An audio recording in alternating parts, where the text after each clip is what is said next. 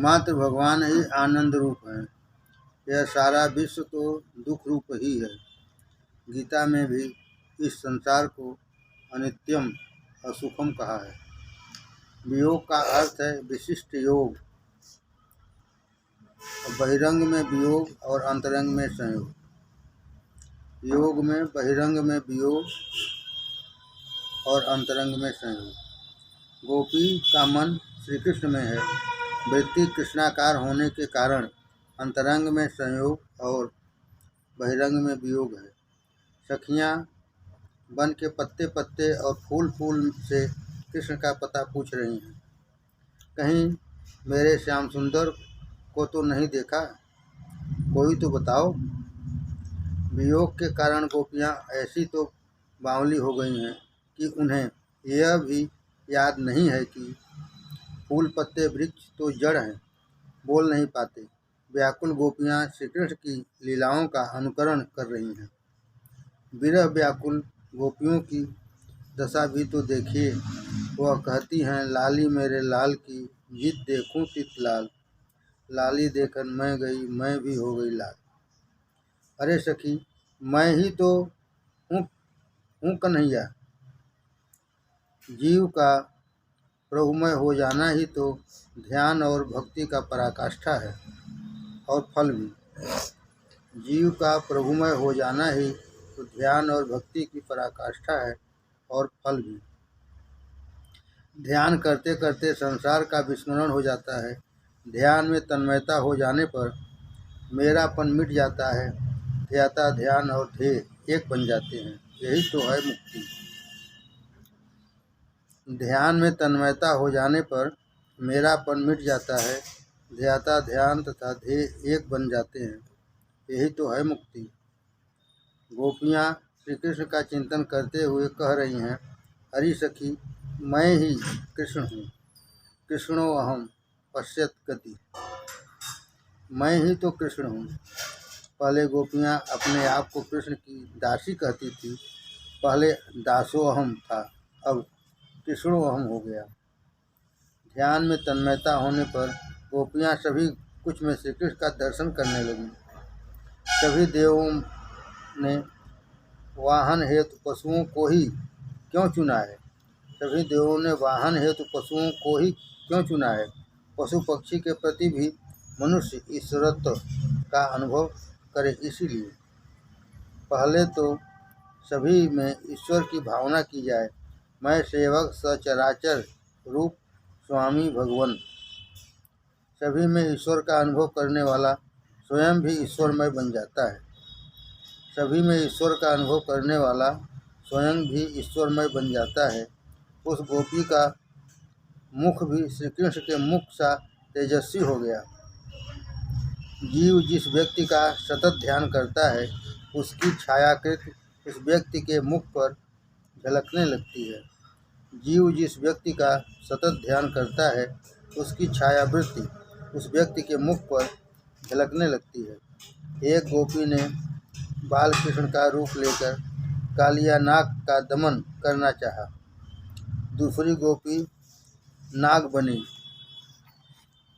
तो पहली गोपी नाग बनी हुई उस गोपी के सिर पर चढ़ गई और कहने लगी, दुष्ट कालिय, चला जा यहाँ से।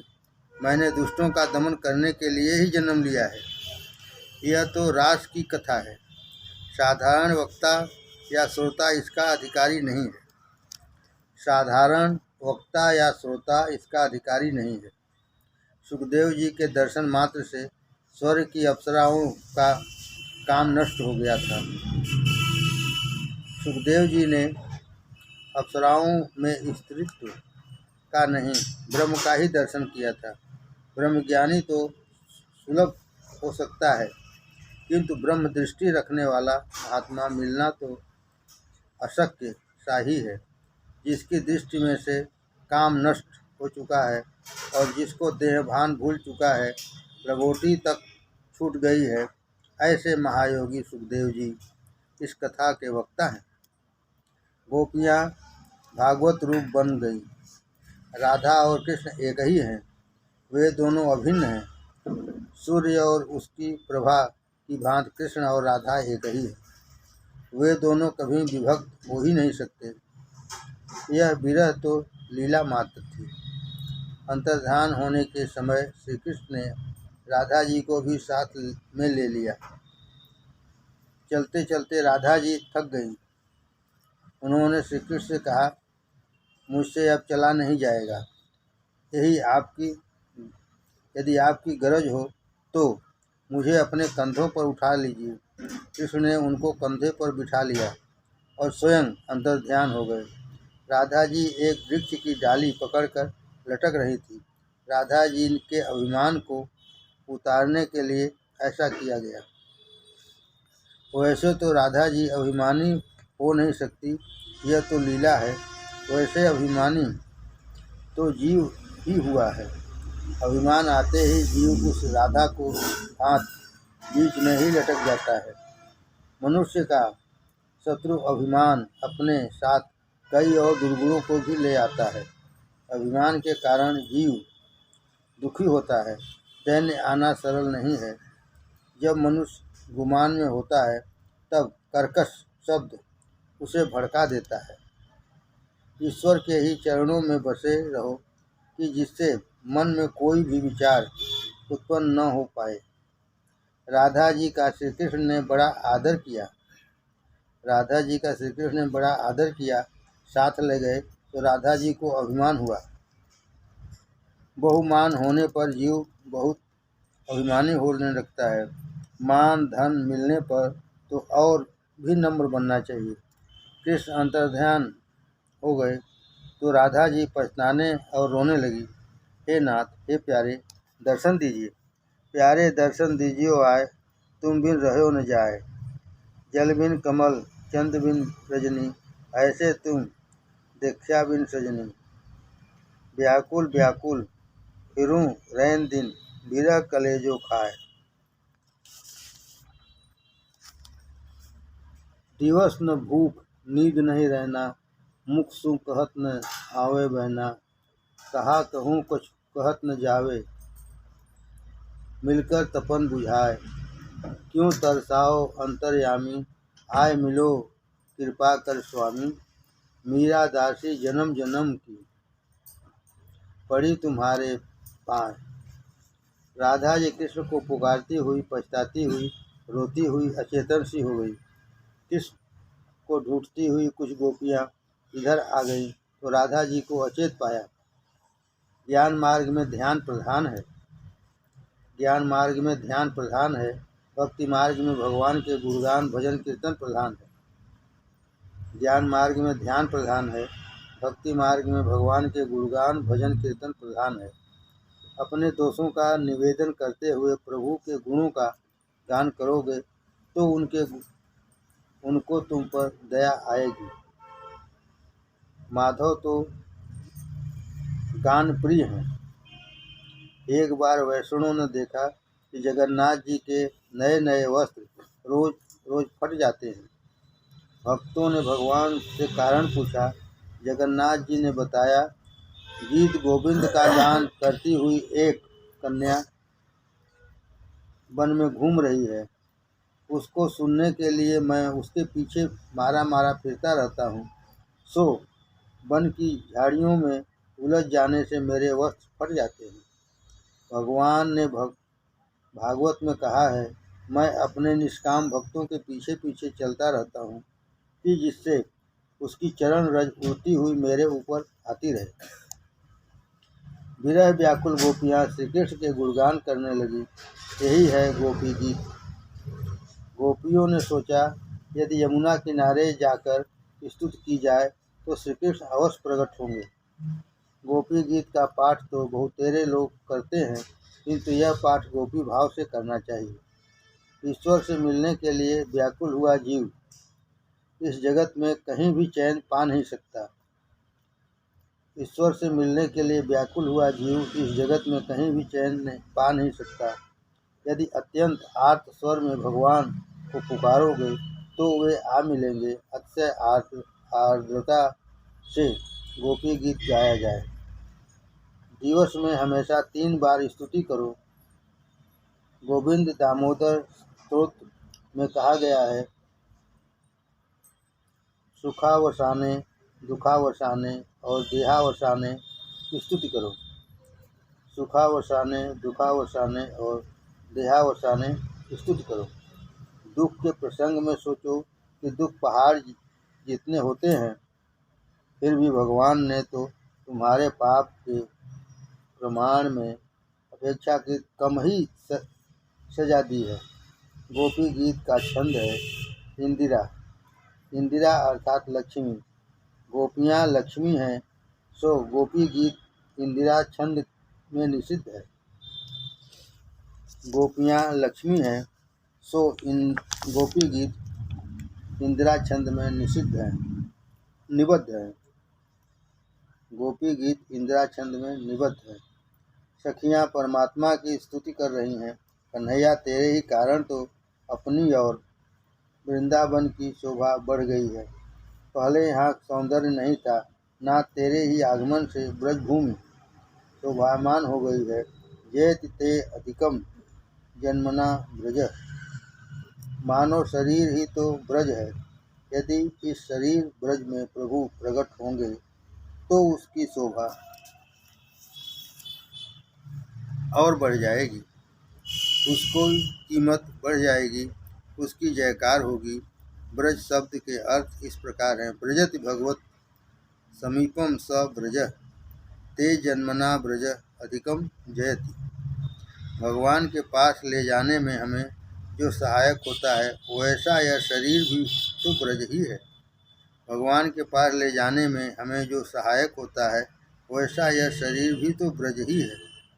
इस शरीर की शोभा वस्त्राभूषणों से नहीं, भगवत भक्ति से ही बढ़ती है। नाथ, आपके ही कारण मेरे ब्रज शरीर की शोभा है। आपका प्राकट्य होने पर ही हमारी शोभा बढ़ पाई है।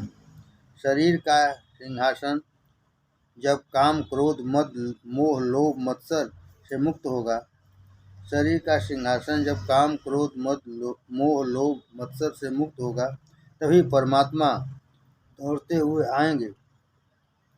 तुकाराम और मीराबाई की आज भी जयकार होती है, कारण उनके शरीर ब्रज में विकारों ने पांव तक नहीं रखा था।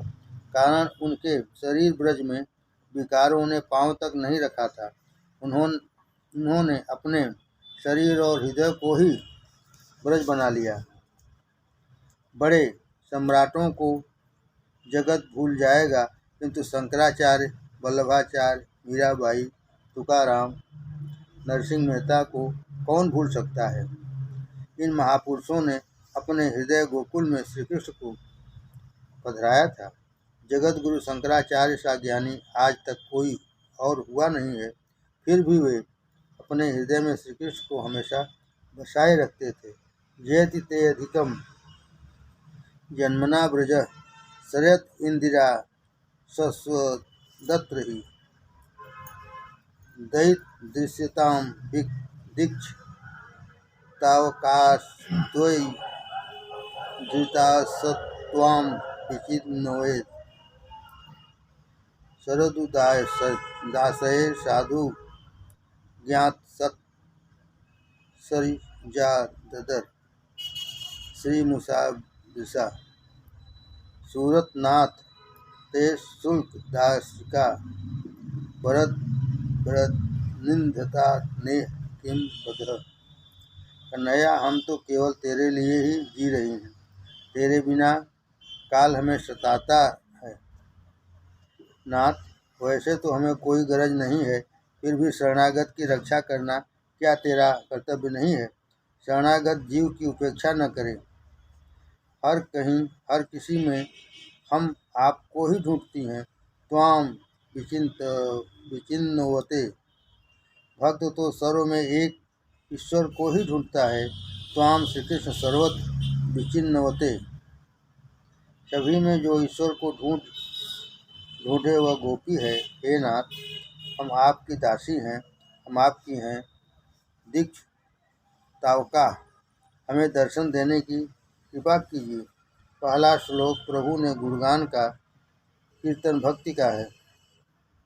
पहला श्लोक प्रभु के गुणगान का कीर्तन भक्ति का है।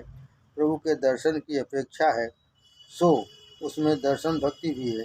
प्रभु के हेतु ही प्राण धारण किए हैं, अतः आत्मनिवेदन भी है इसमें।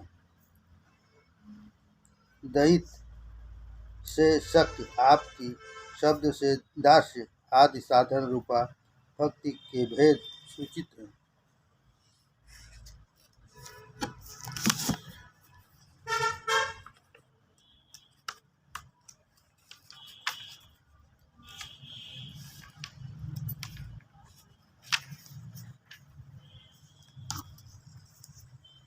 हे नाथ, आपने जामिल से पापी पर भी कृपा की थी, सो क्या हम पर नहीं करेंगे?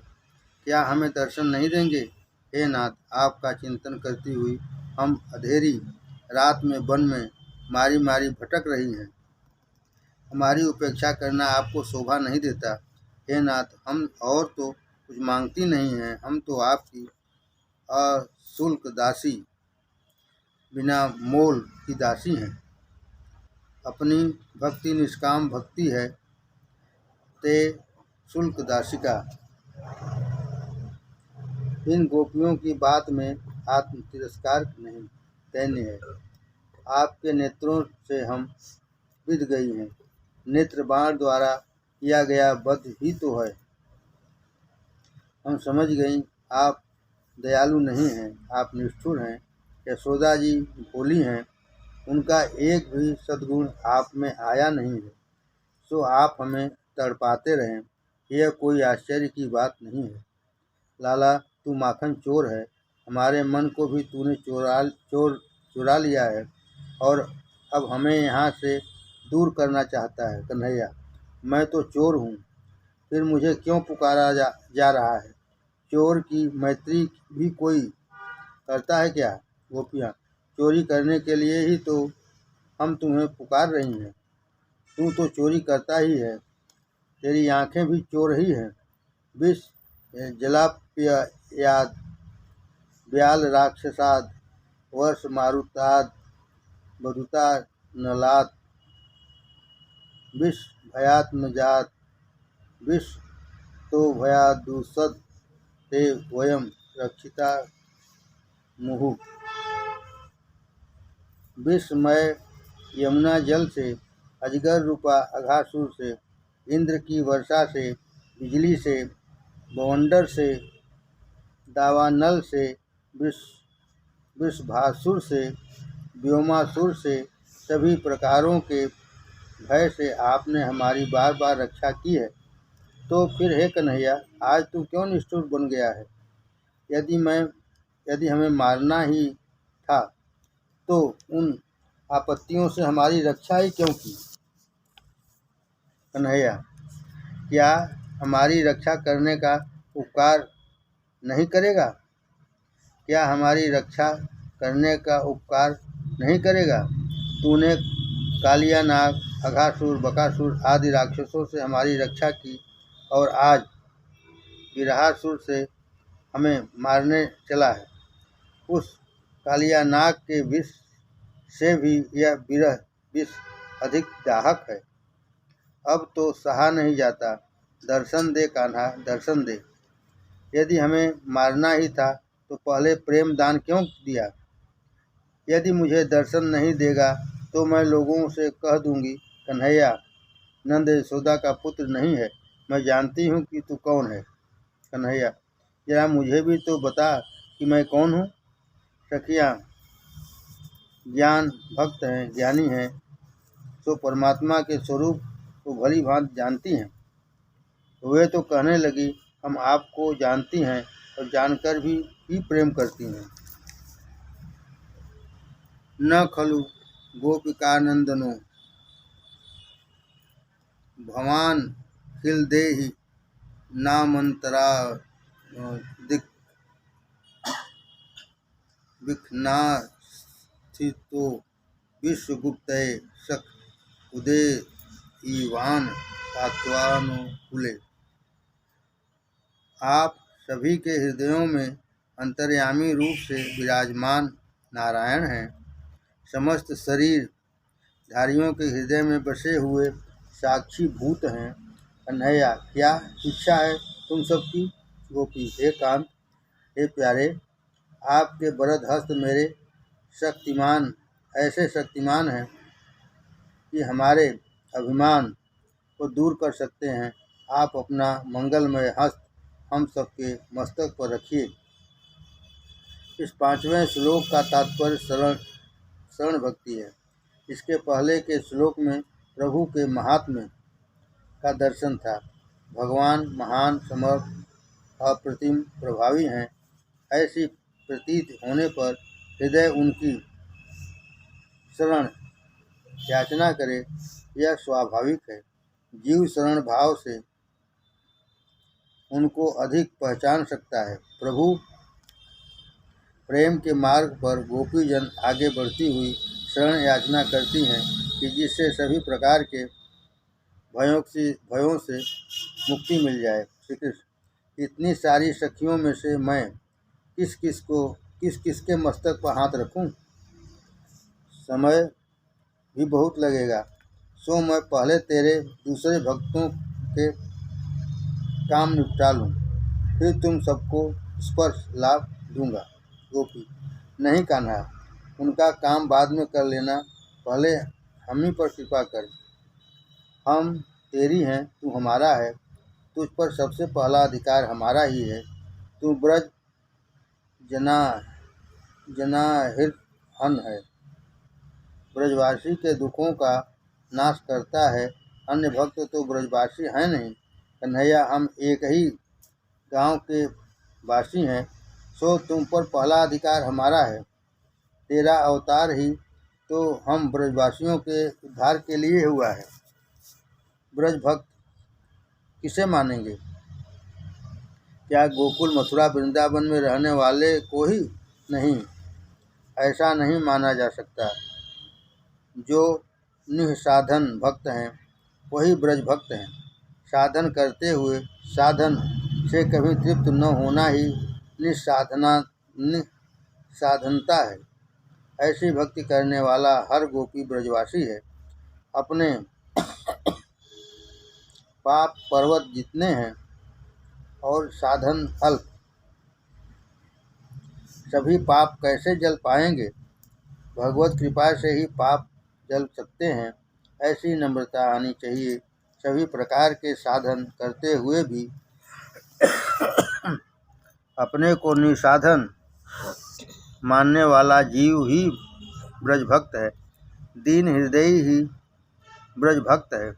कन्हैया, तेरे और भक्त तो बहुत कुछ न कुछ साधन करते ही होंगे। वे तो योगी, ज्ञानी या कर्मनिष्ठ होंगे। उनको तो किसी न किसी साधन का अवलंबन है, और हम तो निरावलंबना हैं। हम तो तेरे ही सहारे हैं। हम तो गांव की अनपढ़ गोपियां हैं। तू ही हमारा आधार है। जीव निराधार बन पाता है, अतः वह भगवान को पा नहीं सकता है। जीव निराधार बन पाता है, अतः वह भगवान को पा नहीं सकता है। गोपियां तो ध्यानादि सब कुछ करते रहने पर भी मानती हैं कि वे कुछ भी नहीं कर रही हैं।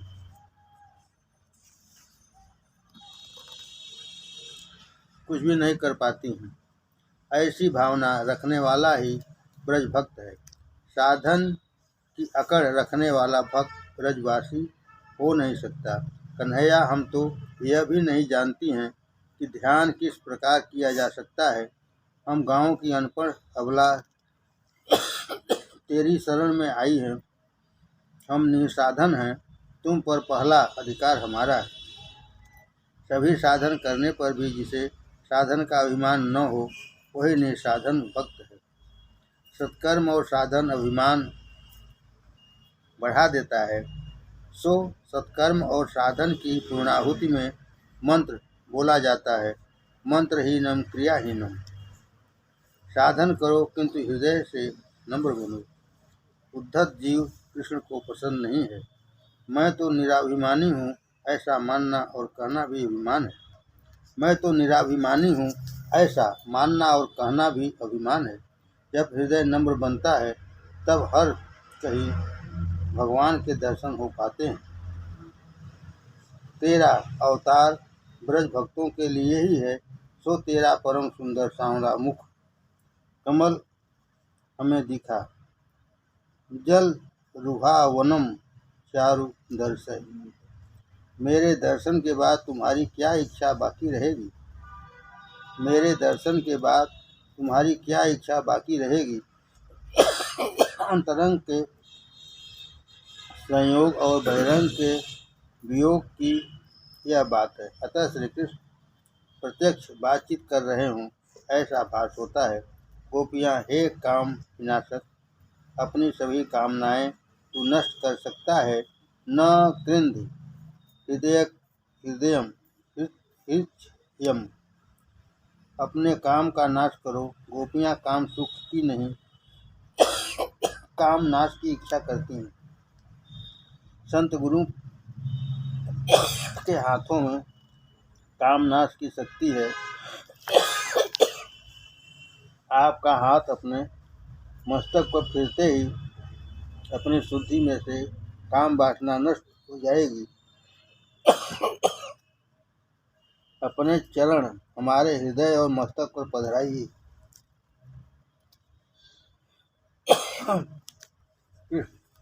पंखा कम कर रखे।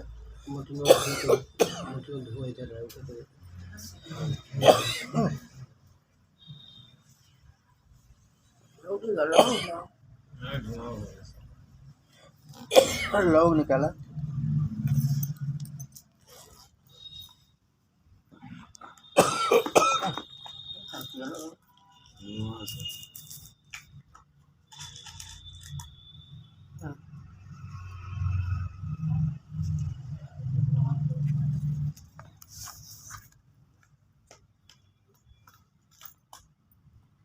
कृष्ण, क्या मेरे चरण इतने सुलभ हैं कि हर किसी हृदय पर पधराता फिरूं?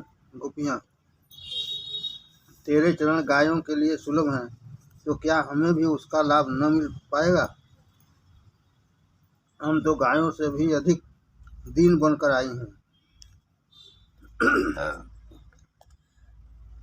तेरे चरण तो तृण चरानुग हैं।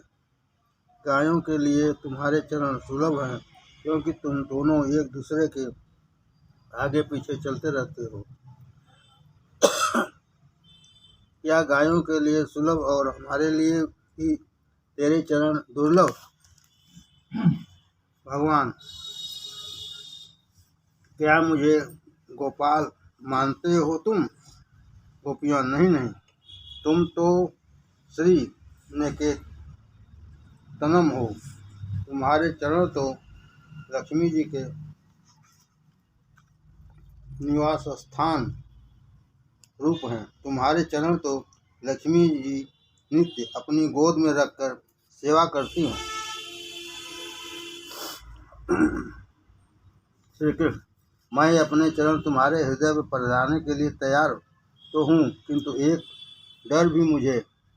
तुम्हारे अभिमान से विषैले हृदय पर मैं चरण पधराऊँ तो उसका असर मेरे चरणों पर भी तो हो जाए तो चरणों पर भी हो जाए तो। गोपियाँ, आप तो हमारी भावना की हंसी उड़ाते हैं। आप तो फणार्षितम विषैले कालिया नाग के मस्तक पर आरूढ़ होकर नर्तन करने वाले हैं। कालिया नाग का विष कुछ असर न कर पाया तो हमारे हृदय का विष आपको क्या कर पाएगा? और अगर हमारे हृदय विषैले हों भी फिर भी तुम्हारे चरण उसे अमृत बना देंगे। तुम्हारे चरण तो सभी प्रणाम करने वालों के पाप को मिटा देते हैं। प्रणतदेहिनां पापा दर्शनम। गोपियाँ विनती करती हैं, हे नाथ, अपने अधरामृत का पान कराकर हमें जीवन दान दो। अधरी धुना उपरायसी। श्री कृष्ण, तुम जी रहे हो फिर भी कैसा जीवन दान मांग रहे हो? तुम जी रहे हो फिर भी कैसा जीवन दान मांग रहे हो? तुम्हारे प्रेम में कुछ कपट भाव है। हमने तो सुना है कि दशरथ जी ने राम जी के वियोग के कारण प्राण त्याग दिया था। राम राम कही राम कही, राम राम कही राम, तुम परिहरि रघुबीर बिरह, राव गए सुरधाम। दशरथ जी का राम प्रेम हार्दिक था, सो राम का विरह होते ही उन्होंने प्राण त्याग दिया। यही है सच्चा प्रेम। मेरे वियोग में तुम जी रही हो, मुझसे बातें भी कर रही हो, तुम्हारे प्राण चले नहीं गए हैं, सो मुझे लगता है कि तुम्हारा प्रेम सच्चा नहीं है। यदि तुम्हारा प्रेम सच्चा होता तो तुमने दशरथ की भांति प्राणों का त्याग किया होता। कृष्ण के ऐसे वचन सुनकर गोपियां आर्तनाद से गाने लगीं। तव कथामृतम तप्त जीवनम कवि विरीडितम कल्म कल्मषापहम श्रवण मंगलम श्री श्रीमदाततम भुवि गुणत्ते भूरिदा जना। गोपी, क्या कह रहे हो तुम? हमारे प्राण तो जा ही रहे थे, किंतु तुम्हारे कथामृत पान के लोभ से अब तक रुके हुए हैं। तुम्हारा कथामृत और नामामृत इन्हें रोके हुए है।